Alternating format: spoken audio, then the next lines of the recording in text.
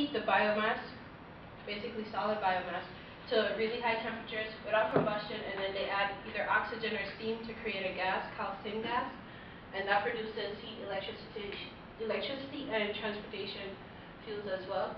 And there's pyrolysis, and that basically is a technique, kind of like, it chars the biomass that is used.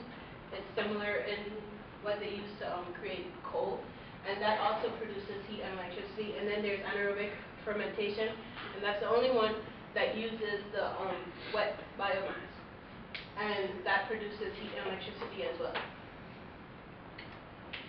This is a chart that I found that basically compares the cost of natural gas, electricity, and other forms of energy towards bio-waste.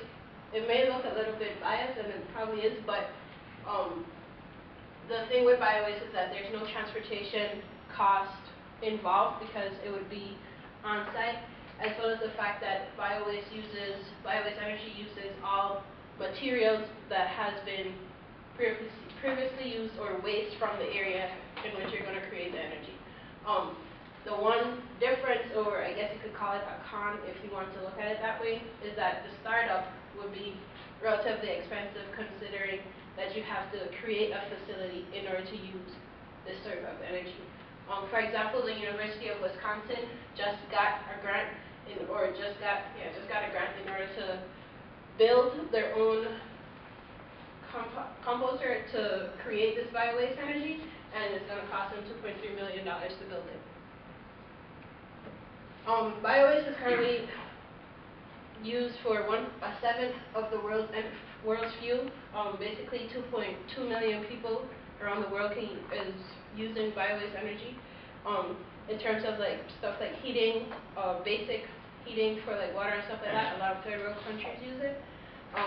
In the United States, it only contributes to 4%, which is slightly equivalent to the amount of nuclear power that is being used right now. And it can be used to produce heat, gas, and electricity. And the output range, depending on the moisture value and the caloric content of the bio-waste, is from 250,000 BTUs to 750,000 BTUs.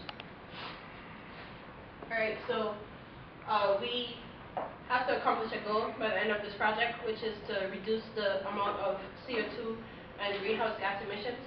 And in order to do so, we first have to brainstorm, which we were able to show you guys. So we also have to narrow down our choices to the UNCC campus. So after going through each alternative energy source and looking at it and analyzing it,